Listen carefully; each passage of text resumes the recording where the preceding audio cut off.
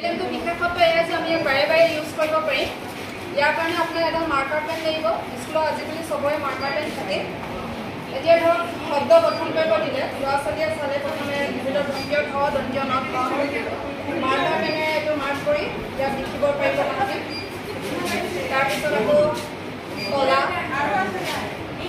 দন্তীয় ক ল কাৰে লা এনেকৈ গোটেইকেইটা লিখিব পাৰিব। লিখাৰ পিছত আমি আকৌ এইটো মুচি পেলাব পাৰিম। ইয়াৰ পিছত অকল ভাত খাই নহয়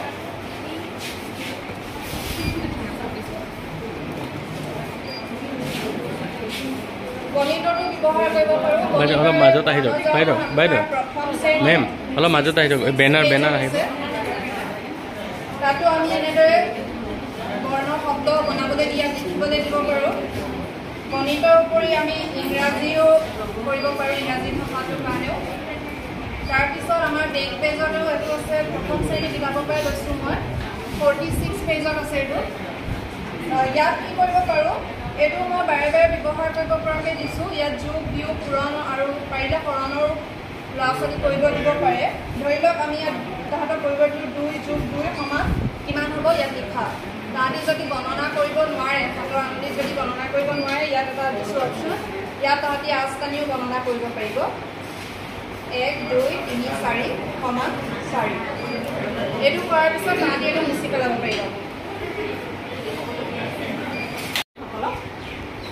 বিলকুকৰ ধাৰণা বুলি ক'লে এইখন হৈছে মই ছাত্ৰ ছাত্ৰীৰ আগত ক'বলৈ গ'লে আমি প্ৰথমতে ছাত্ৰ ছাত্ৰীয়ে এই কিতাপখন দেখি প্ৰথমতে আচৰিত অনুভৱ কৰিব যে ইমান ডাঙৰ কিতাপ এখন বাইদেৱে আনিছে।